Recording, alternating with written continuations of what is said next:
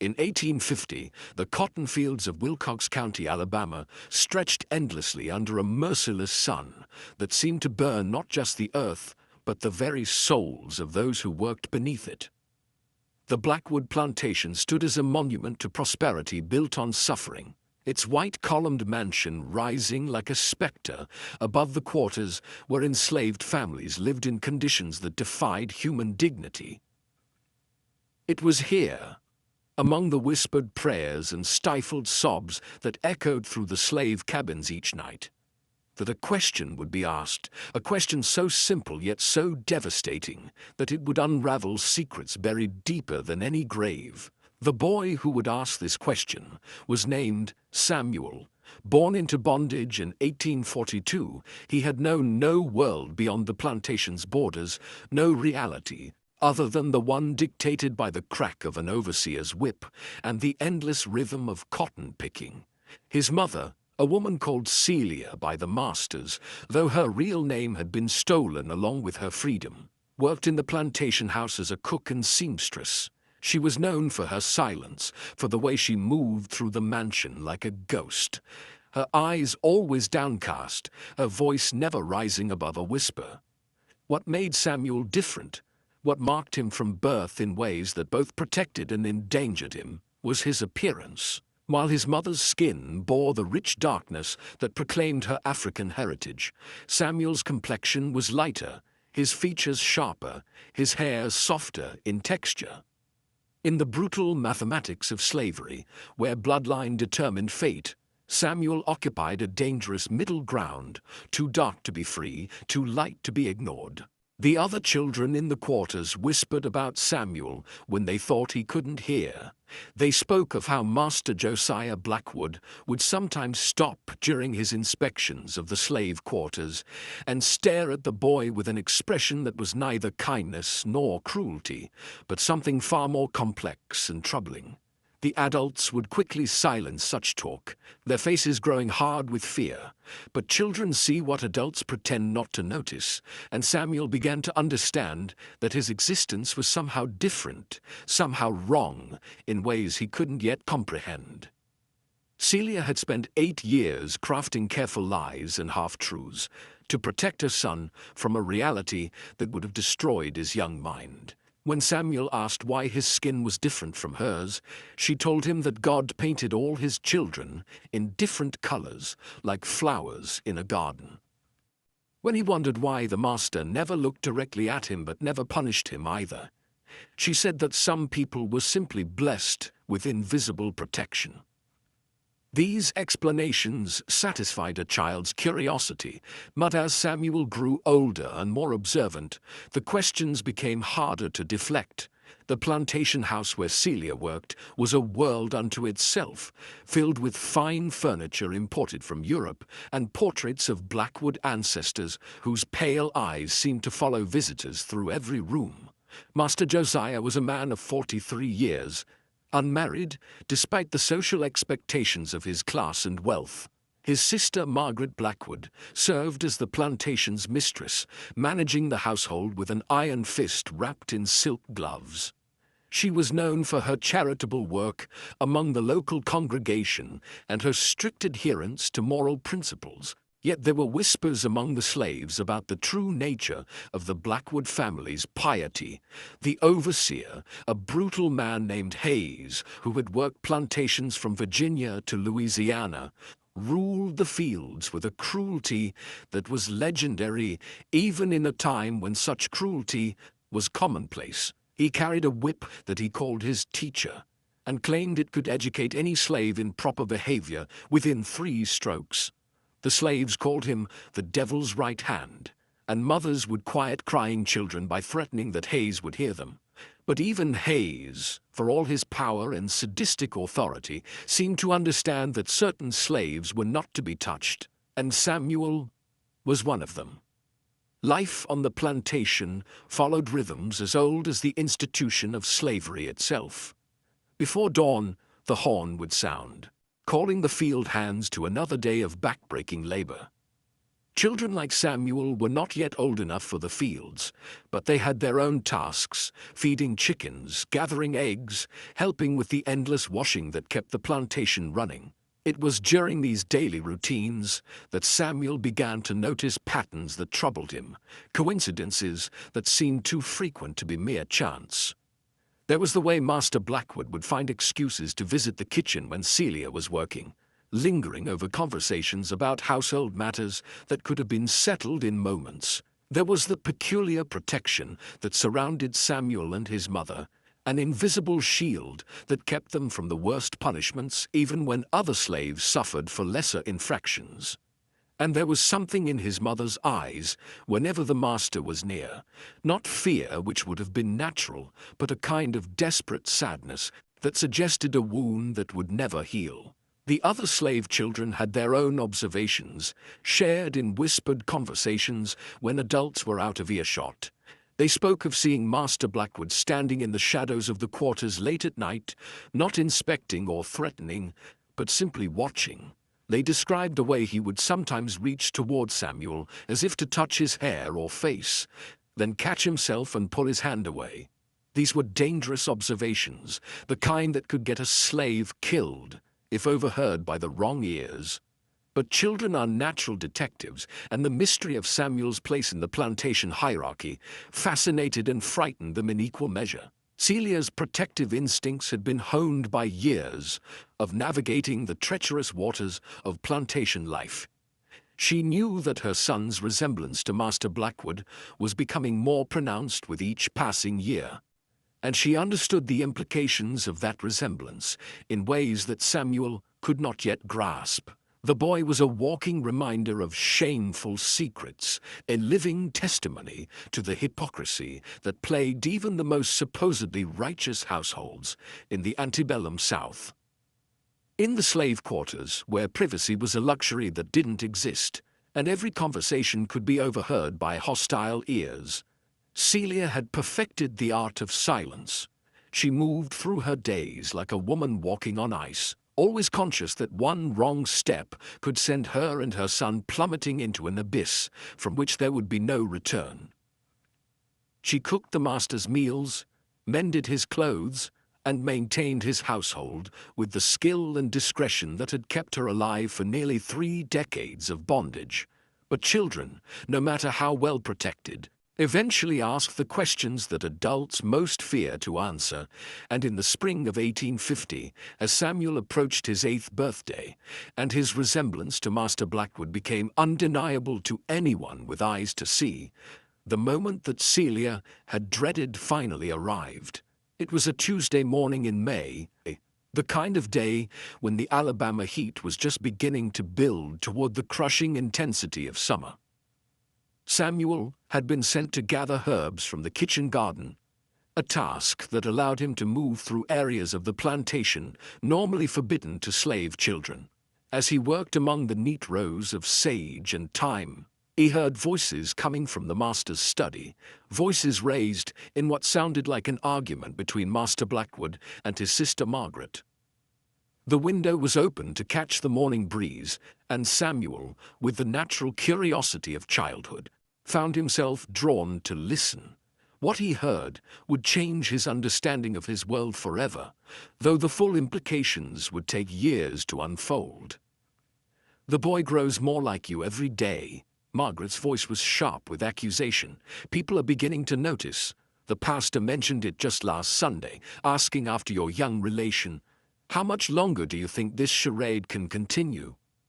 Master Blackwood's response was muffled, but Samuel caught fragments.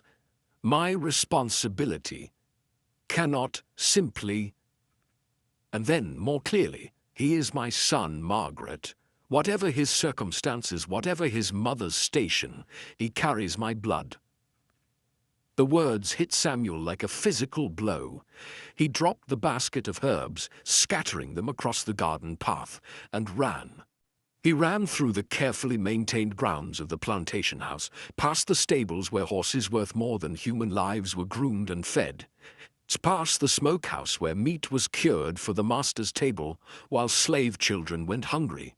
He ran until his lungs burned and his legs gave out, collapsing finally in the shade of an old oak tree before the first slaves arrived. When Celia found him there hours later, his face was streaked with tears and dirt, his small body shaking with sobs he couldn't control.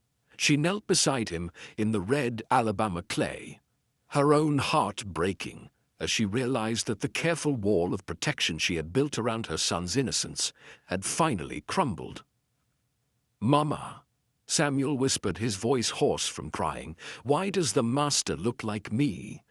The question hung in the air between them like smoke from a fire that couldn't be extinguished.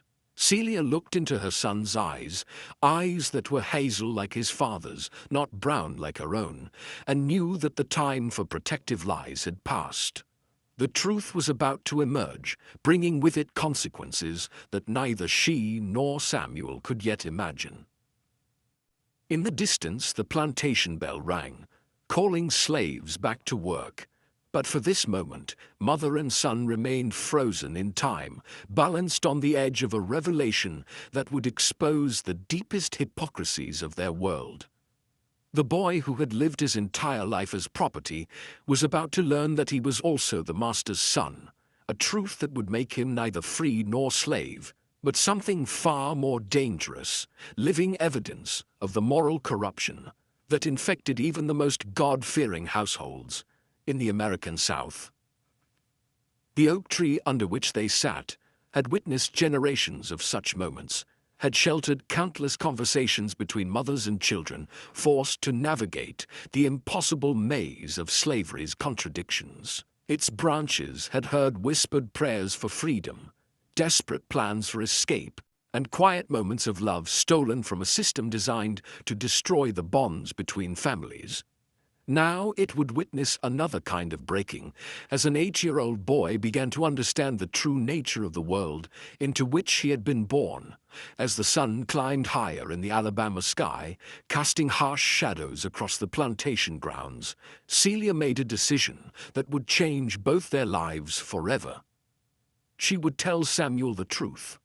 Not all of it, for he was still too young for the full horror of her story, but enough to help him understand his place in the world that saw him as both victim and threat. It was a conversation that would echo through the years to come, shaping the boy's understanding of justice, power, and the terrible price of secrets kept too long. The plantation around them continued its daily routine, unaware that in the shade of an ancient oak tree, a mother was about to explain to her son why he carried the face of his oppressor, and why that resemblance would make his life more dangerous with each passing year.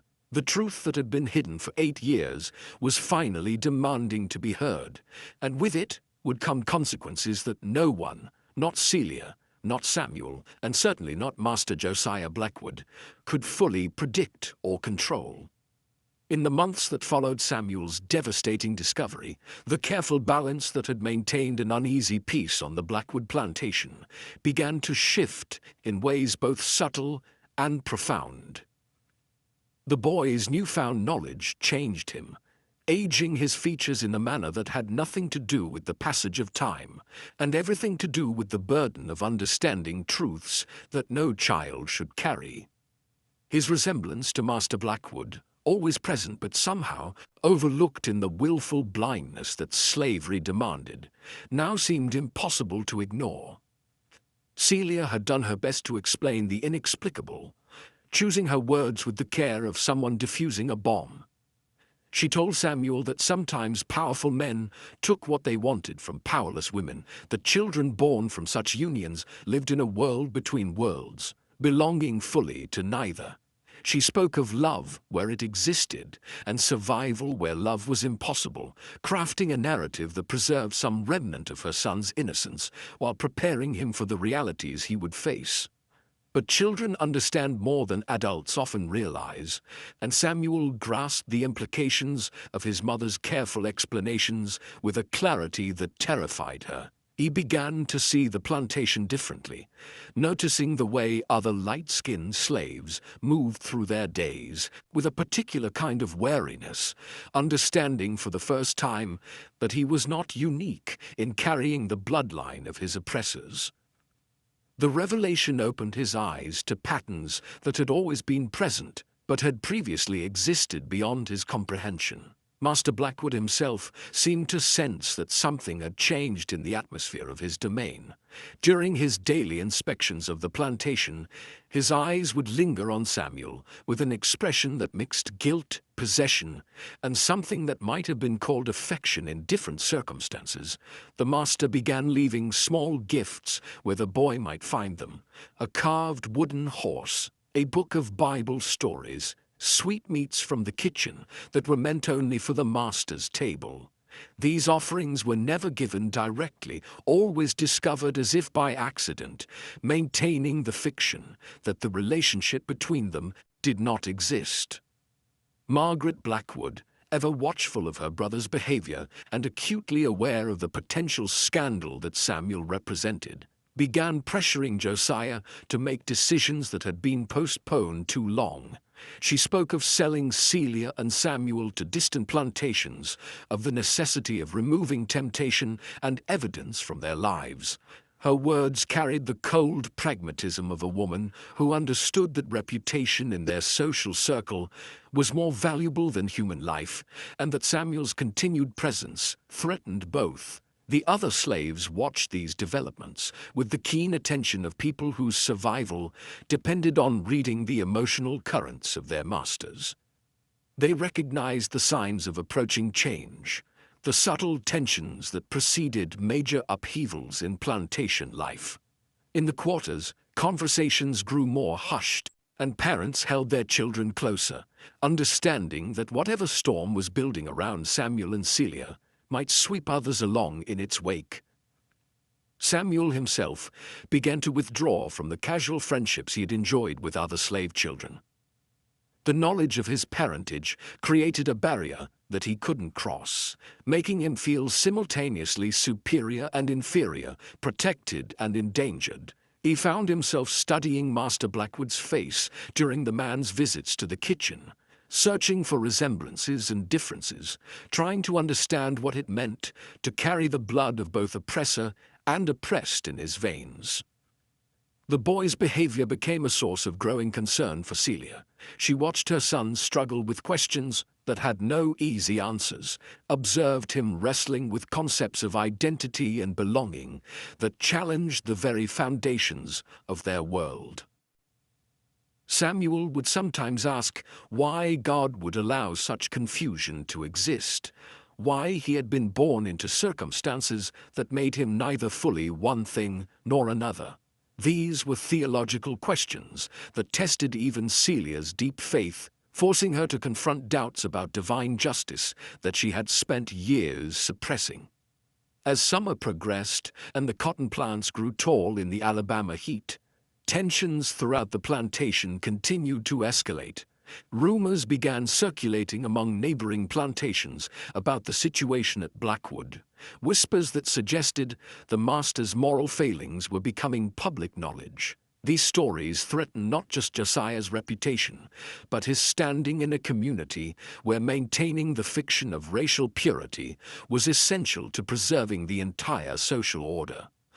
The overseer, Hayes, whose brutal efficiency had always been appreciated by Master Blackwood, began making suggestions about resolving the problem that Samuel represented. His recommendations carried the subtle menace of a man who understood that problems could be made to disappear in ways that left no evidence behind.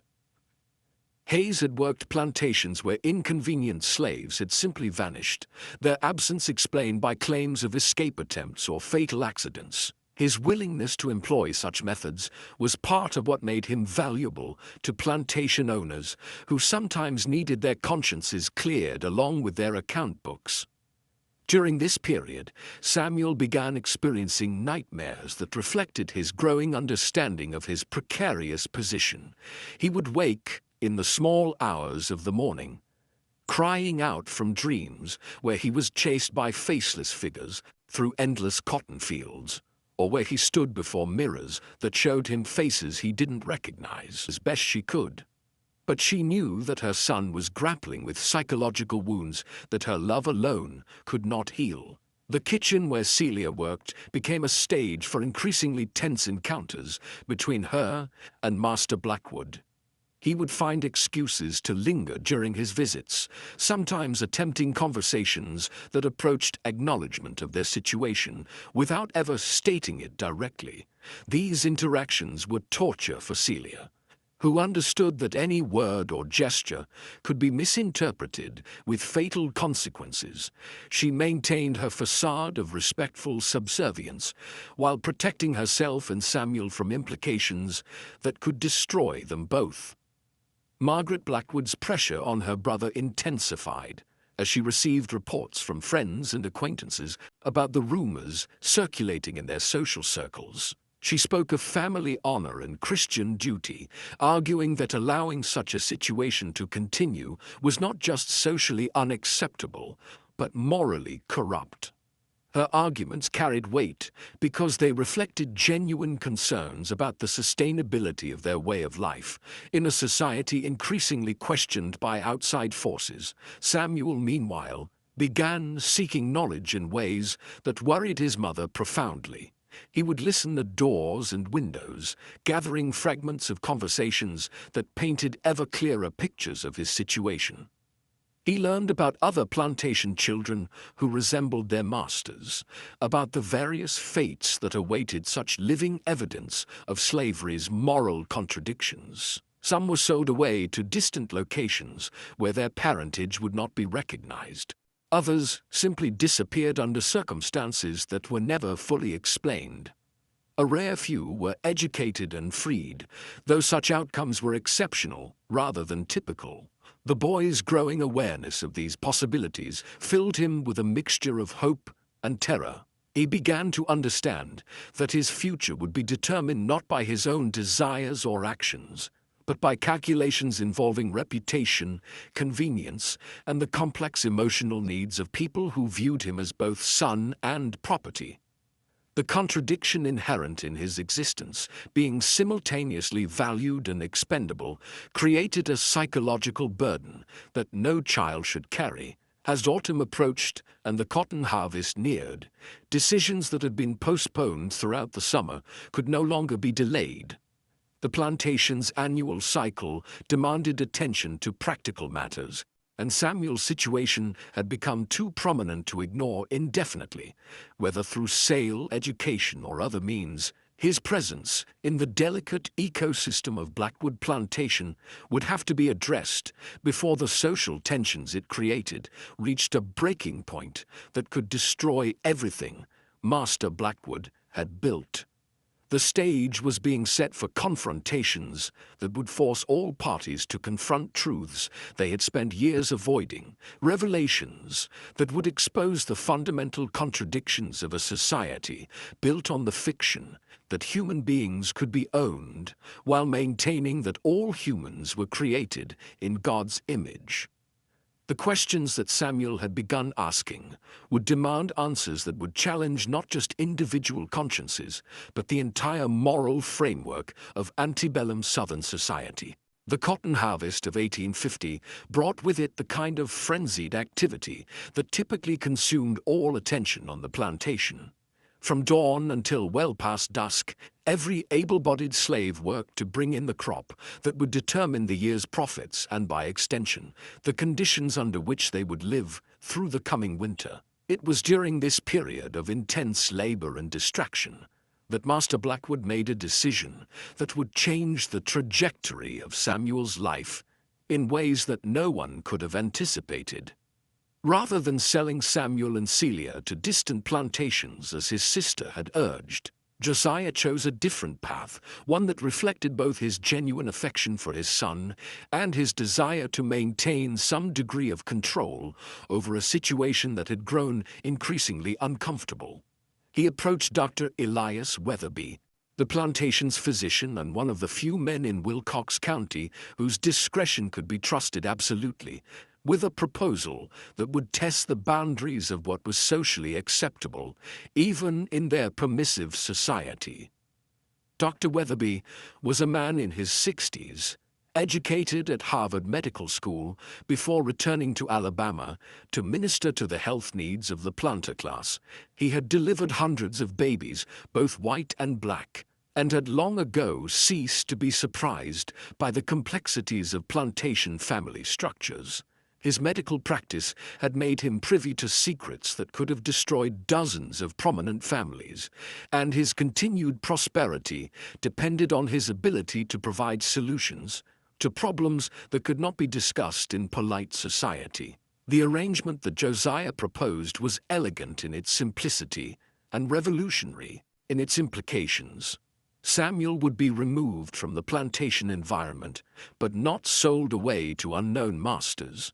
Instead, he would be sent to Dr. Weatherby's household in the county seat of Camden, where he would serve as a house servant while secretly receiving the education typically reserved for white children. The fiction would be maintained that Samuel was simply another slave being trained for more sophisticated household duties. But in reality, he would be learning to read, write, and calculate in preparation for a future that remained undefined, but held possibilities that no slave child could normally imagine. Celia received news of this decision with emotions so complex that she struggled to process them. Relief that her son would be removed from the immediate danger of his situation, mixed with terror at the prospect of separation. Joy at the possibility of Samuel receiving an education competed with fear that this unusual arrangement would ultimately place him in even greater peril. She understood that Josiah's plan represented both an unprecedented opportunity and a gamble that could cost Samuel his life if it were discovered by the wrong people.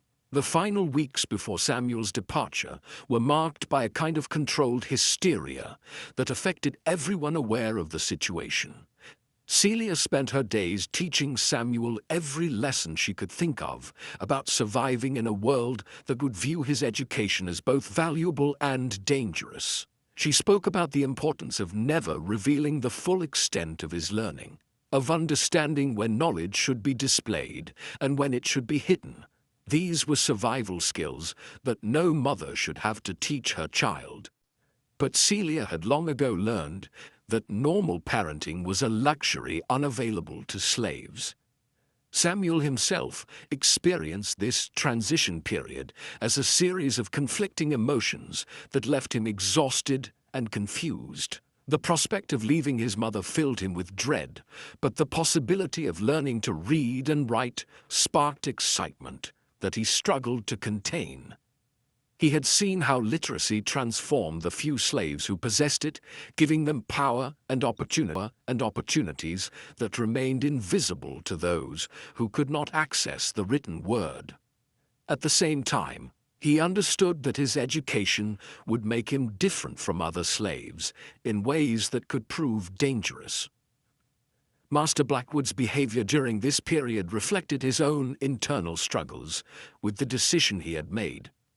He found himself seeking opportunities to speak with Samuel, offering advice and encouragement, while maintaining the pretense that their relationship was nothing more than that of a benevolent master preparing a favored slave for advancement.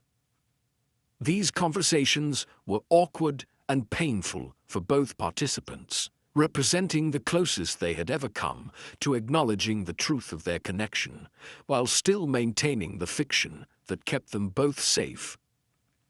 Margaret Blackwood watched these preparations with deep misgivings, understanding that her brother's plan represented a dangerous deviation from established social norms. She worried that education would make Samuel dissatisfied with his station. That knowledge would create expectations that could never be fulfilled within the constraints of their society. Her concerns were not entirely selfish. She had observed other educated slaves struggle with the psychological burden of understanding their situation too clearly, some driven to desperation by their inability to reconcile their capabilities with their circumstances. The other slaves on the plantation observed Samuel's impending departure with the mixture of curiosity and caution that characterized their response to any unusual development. Some viewed his selection for household service as evidence of favoritism that they could not openly acknowledge, but privately resented. Others understood the true nature of his situation and worried about the precedent his education might set, fearing that it could disrupt the careful balance that allowed their community to function within the brutal constraints of slavery. Dr. Weatherby, meanwhile, was making his own preparations for Samuel's arrival. His household already included 2 educated slaves, a man named Augustus, who served as his medical assistant, and a woman called Prudence, who managed his correspondence and accounts. Both had been trained by Weatherby himself and represented examples of how education could benefit slaves while serving their master's interests. The doctor believed that Samuel's quick intelligence and unusual background would allow him to excel in this environment, though he also understood the unique challenges the boy would face. The doctor's own motivations for accepting Josiah's proposal were complex. Professional curiosity played a role. He was genuinely interested in observing how a child of mixed heritage would respond to formal education. Financial incentives were also present, as Josiah had offered substantial compensation for Samuel's care and training. But perhaps most importantly, Weatherby was intrigued by the experimental nature of the arrangement, viewing it as an opportunity to test theories about human potential that were beginning to emerge in educated circles throughout the country. As the day of Samuel's departure approached, Celia found herself caught between desperate desire to keep her son close and recognition that this opportunity might represent his only chance for a life beyond the crushing limitations of field slavery. She spent hours teaching him prayers and songs that would help him remember her love during the years of separation they both knew lay ahead. These intimate moments were precious beyond measure, representing the last time they would be able to share affection openly without fear of observation or misinterpretation. The logistics of Samuel's transfer were carefully managed to minimize attention and speculation. He would travel to Camden in Dr. Weatherby's carriage, ostensibly accompanying the doctor on one of his regular visits to patients in the county seat. Once there, he would simply disappear into the doctor's household, becoming part of a domestic staff large enough to absorb one additional member without attracting notice. The fiction would be maintained that he had been purchased by Weatherby for his medical knowledge and training capabilities. On the morning of his departure, Samuel stood in the kitchen where his mother had worked for so many years, surrounded by familiar sights and smells that he was seeing for the last time as a child. The weight of the moment pressed down on him with an intensity that made it difficult to breathe.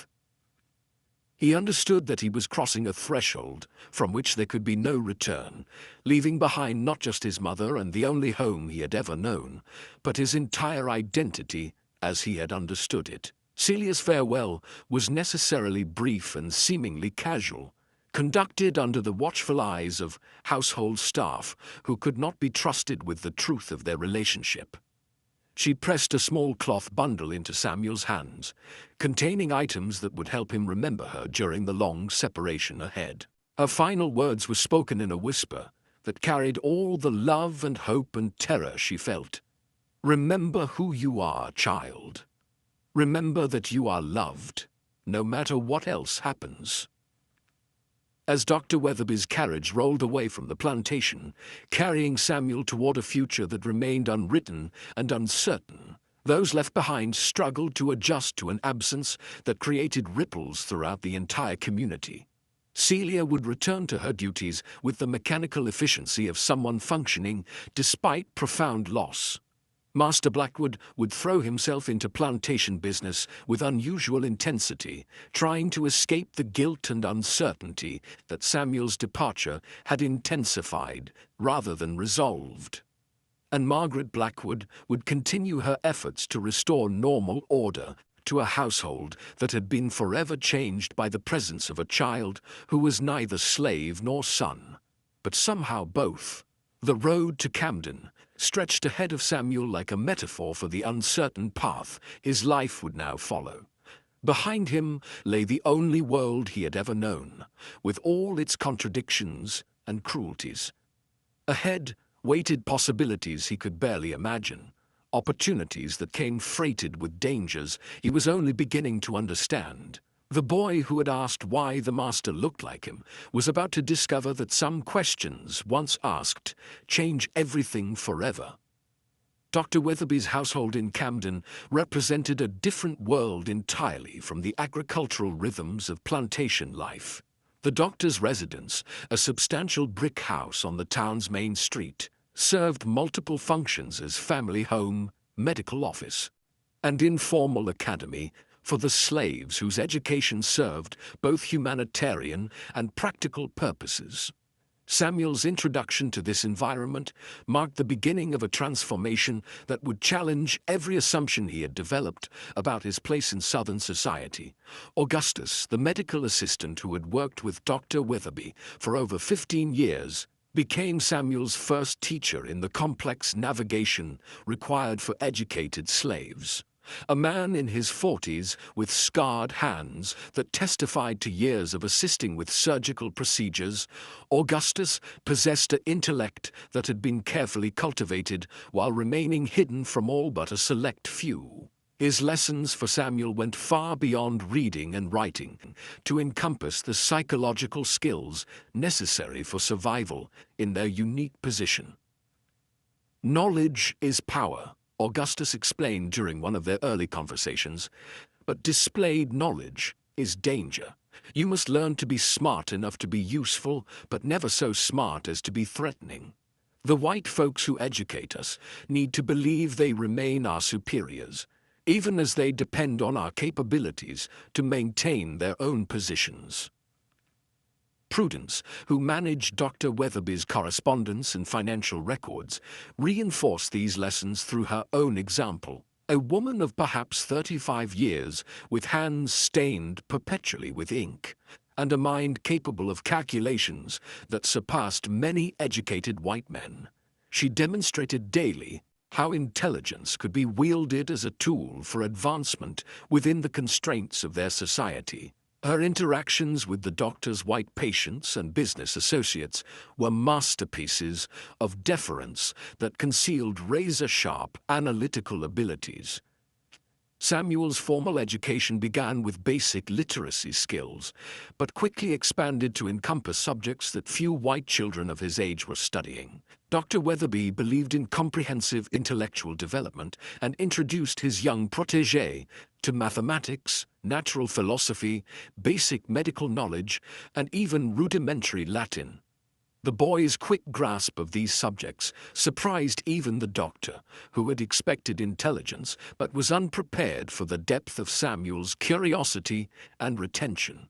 The psychological adjustment to this new life proved more challenging than the intellectual demands. Samuel found himself caught between worlds in ways that created constant internal tension. In the doctor's household, he was encouraged to think, question, and learn with an intensity that fed his hungry mind. But beyond those walls, Camden society operated according to the same racial hierarchies that governed plantation life, and Samuel was forced to remember constantly which identity he could display in which circumstances. Letters from his mother arrived irregularly, carried by trusted intermediaries who moved between the plantation and town on various errands. These communications were necessarily brief and coded, expressing love and concern while avoiding any details that could prove dangerous if intercepted. Celia's messages spoke of seasonal changes, household news, and her prayers for Samuel's well-being, but between the lines, the boy could read his mother's longing and worry. Master Blackwood's influence over Samuel's new situation remained significant but carefully concealed. The financial arrangements that supported the boy's education and care were channeled through Dr. Weatherby in ways that maintained plausible deniability about their true source. Occasionally, the master would visit Camden on business and would find excuses to observe Samuel from a distance, checking on his progress while maintaining the fiction that no special relationship existed between them. As months passed and Samuel's education progressed, his understanding of his unique position deepened in ways that both empowered and troubled him. He began to grasp the broader implications of slavery as an economic and social system, understanding how his own mixed heritage represented both the contradictions inherent in that system and the potential for its eventual transformation. These realizations were intellectually fascinating, but emotionally devastating for a boy still struggling to understand his own identity. The other residents of Camden gradually became aware of the unusually intelligent young slave in Dr. Weatherby's household, though none suspected the true extent of Samuel's education. He was observed reading medical texts that challenged even educated adults, assisting with procedures that required both manual skill and theoretical understanding, and demonstrating capabilities that seemed to exceed his supposed station. These observations generated conversations among the town's elite that reflected growing anxiety about the implications of educating slaves. Samuel's relationship with Dr. Weatherby evolved into something approaching mentorship, though both participants understood the limitations that their respective positions imposed. The doctor found genuine pleasure in nurturing such a promising intellect, while Samuel discovered in his teacher a model of how knowledge could be pursued for its own sake, rather than simply as a tool for survival. Their daily discussions ranged across topics that challenged conventional thinking about race, intelligence, and human potential. However, this intellectual flowering occurred against a backdrop of increasing political tension that would soon affect everyone in their community.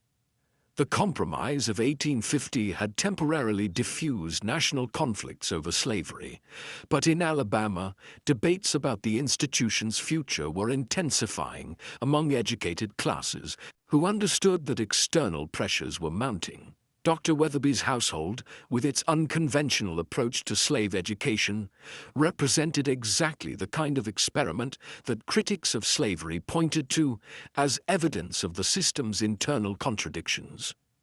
During this period, Samuel began experiencing what could only be described as an identity crisis that reflected his impossible position between two worlds. His education had given him intellectual tools to analyze his situation with a clarity that was psychologically devastating. He understood that his white heritage provided certain protections and opportunities, while his enslaved status negated any legal rights or social standing. This knowledge created a psychological burden that manifested in periods of depression and anger that worried his caretakers. The boy's emotional struggles were compounded by his physical development, which was making his resemblance to Master Blackwood increasingly pronounced. Visitors to Dr. Weatherby's household sometimes commented on Samuel's unusual features, speculating about his heritage in ways that made everyone uncomfortable. These observations reminded all concerned that the fiction supporting Samuel's presence in Camden was becoming harder to maintain as he matured. Margaret Blackwood's concerns about her brother's experiment proved prescient as reports of Samuel's capabilities reached social circles that included some of Alabama's most prominent families. Conversations at dinner parties and church gatherings began, including references to the remarkable young slave at Dr. Weatherby's house. Discussions that carried undertones of both admiration and unease. Some viewed the boy's education as evidence of Negro capability, while others saw it as proof that educating slaves created dangerous expectations and dissatisfaction. As 1851 dawned, Samuel faced his 9th birthday with a mix of pride in his accomplishments and uncertainty about his future. His education had proceeded beyond what anyone had initially imagined possible. But success brought its own complications. The more capable he became, the more questions his situation raised about the fundamental assumptions underlying their society. His very existence challenged beliefs about racial hierarchy that formed the foundation of Southern social order. The question that had started this journey, why the master looked like him, had evolved into dozens of other questions that seemed to multiply faster than they could be answered. Samuel now understood the biological and social reasons for his resemblance to Master Blackwood, but that understanding had opened up philosophical and moral inquiries that challenged the basic premises of the world in which he lived. His education had given him the tools to analyze his situation, but analysis only highlighted the contradictions and injustices that defined his existence. Dr. Weatherby himself was beginning to question the wisdom of the experiment he had undertaken. While Samuel's intellectual progress exceeded all expectations, the psychological costs of the boy's position were becoming increasingly apparent. The doctor worried that they were creating expectations that their society could never fulfill, preparing Samuel for a life that might not be possible within the constraints of Southern law and custom. As spring arrived in Camden, bringing with it the familiar rhythms of agricultural renewal, Samuel continued his studies while grappling with questions that had no easy answers. His situation remained unique in their community, representing both an extraordinary opportunity and a dangerous precedent that challenged fundamental assumptions about race, intelligence, and social order. The boy, who had begun by asking about physical resemblance, was now confronting mysteries of identity and belonging that would shape the rest of his life in ways none of them could yet imagine. The question that would ultimately expose everything was building toward its moment of expression, though no one yet realized how completely it would transform their carefully constructed arrangements. Samuel's education had given him not just knowledge, but the confidence to seek answers to questions that polite society preferred to leave unasked. And in a world built on fictions and silences, such questions had the power to bring down structures that had seemed permanent and unshakable.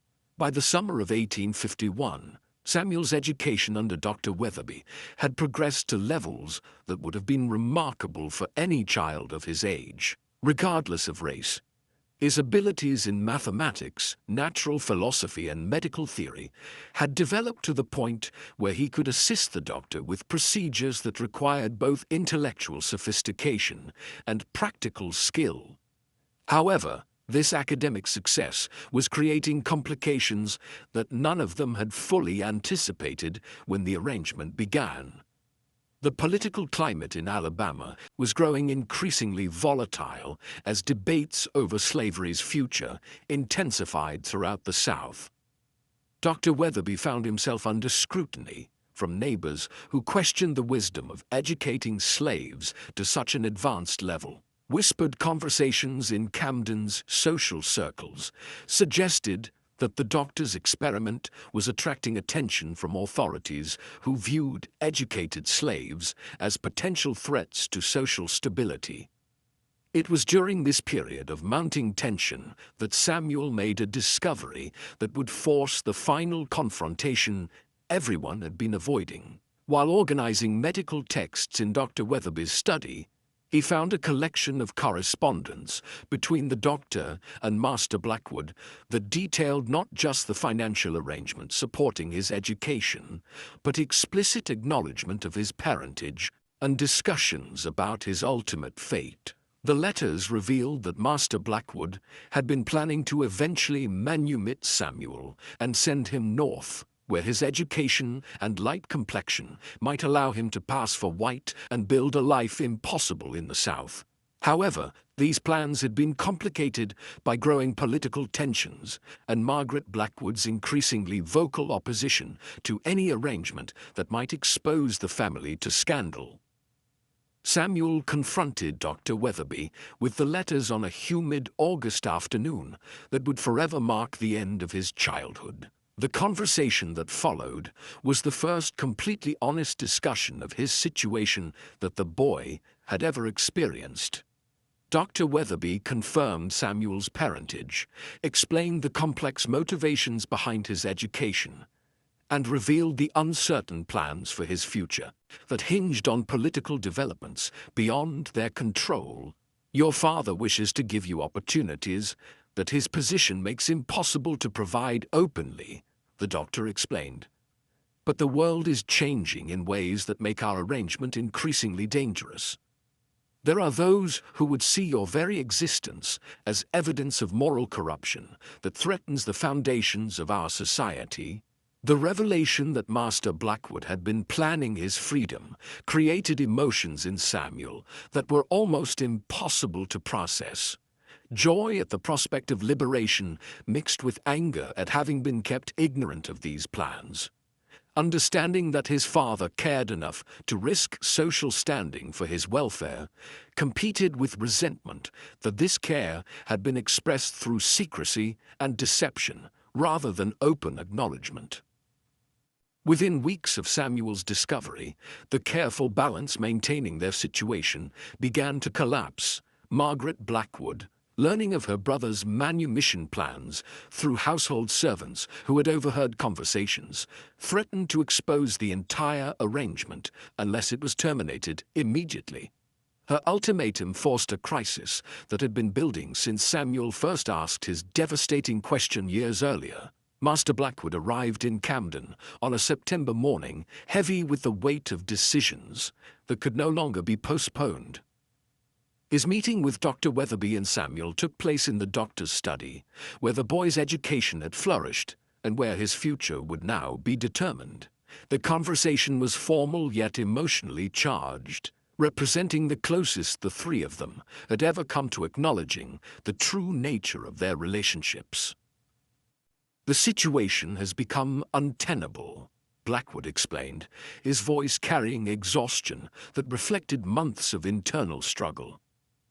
Margaret threatens exposure that would destroy not just our family's reputation, but your safety as well. The political climate makes it impossible to proceed with manumission as planned. Samuel listened to this discussion of his fate with the composure that his education had taught him, but inside, his emotions raged with the intensity of someone watching their dreams dissolve. The freedom that had seemed within reach was being withdrawn due to forces beyond his control, returning him to a limbo that was perhaps worse than never having hoped at all. Dr. Weatherby proposed an alternative that would allow Samuel to maintain some benefits of his education while removing him from the immediate danger of exposure. The boy would be sent to New Orleans, where the more complex racial hierarchies of that cosmopolitan city might allow him to function as a skilled artisan, or even eventually purchase his own freedom. It was a compromise that satisfied no one completely, but offered Samuel some hope for a future beyond slavery. The final weeks of Samuel's time in Camden were marked by feverish preparation for a journey that would take him further from his mother than he had ever been. Dr. Weatherby provided him with forged papers documenting skills in carpentry and masonry that would make him valuable in New Orleans construction trades. More importantly, he gave Samuel letters of introduction to abolitionists who might assist his eventual escape to freedom in the North. Samuel's farewell to Dr. Weatherby was necessarily brief but deeply emotional. The man who had served as teacher, protector, and surrogate father pressed a small package into the boy's hands, containing money, additional documentation, and a letter explaining his true parentage for use, if circumstances ever made such revelation beneficial rather than dangerous. The journey to New Orleans in October 1851 marked the end of one chapter in Samuel's life and the beginning of another that would test everything his education had taught him about survival and self-determination. He traveled in the company of a slave trader who believed he was simply transporting another piece of property, unaware that his cargo possessed intellectual capabilities that challenged fundamental assumptions about the nature of slavery itself. Years would pass before Samuel saw his mother again, and when they were reunited, both had been transformed by experiences that tested the limits of human endurance. Celia had aged beyond her years from worry and separation, while Samuel had grown into a young man whose education and experiences had given him perspectives that few of his generation could claim. Master Blackwood never publicly acknowledged his son, but he followed Samuel's eventual success in New Orleans through reports that confirmed the wisdom of the education he had arranged. The boy who had asked why the master looked like him grew into a man who used his unusual background and exceptional education to help other slaves find paths to freedom through the Underground Railroad. The question that had started this journey was ultimately answered not through words, but through actions that proved the fundamental equality of human potential, regardless of the circumstances of birth. Samuel's story became part of the larger narrative of slavery's internal contradictions, demonstrating how the system's own hypocrisies created the conditions for its eventual destruction. Margaret Blackwood's fears about exposure proved unfounded, but her victory in preventing immediate manumission came at a cost that haunted her for the rest of her life. She had preserved her family's reputation while condemning a gifted child to years of unnecessary bondage, a choice that reflected the moral blindness that made slavery possible but ultimately unsustainable. Dr. Weatherby continued his medical practice and his quiet work, educating selected slaves, though he never again attempted an experiment as ambitious as Samuel's education. The experience had taught him valuable lessons about the courage required to challenge social norms and the personal costs of moral compromise in an immoral system. The records of Samuel's time in Camden were carefully preserved by Dr. Weatherby, who understood their historical significance, even if their immediate impact was limited. These documents would eventually contribute to scholarly understanding of slavery's complexities and the remarkable individuals who transcended its limitations through intelligence, determination, and the courage to ask questions that others feared to voice.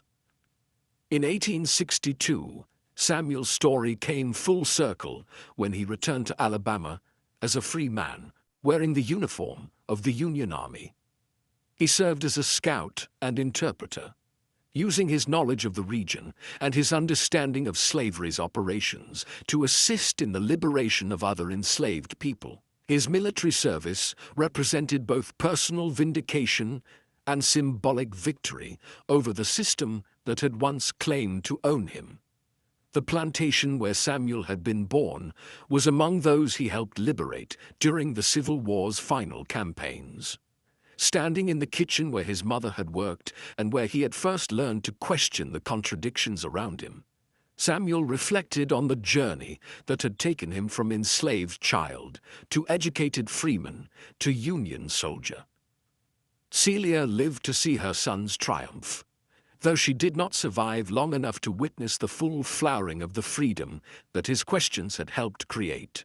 Her faith that education and courage could overcome even the most entrenched systems of oppression had been vindicated by events she could never have imagined when she first tried to explain to a confused boy why he resembled his oppressor. Master Blackwood died in 1864, never having publicly acknowledged his son, but having lived long enough to see the world that had shaped their impossible relationship crumble around him. His final words, according to witnesses, were an apology spoken to empty air, suggesting that conscience had finally overwhelmed the social pressures that had prevented him from claiming Samuel openly. The question, "Why does the master look like me, mother?" had exposed everything, just as the most innocent questions sometimes do.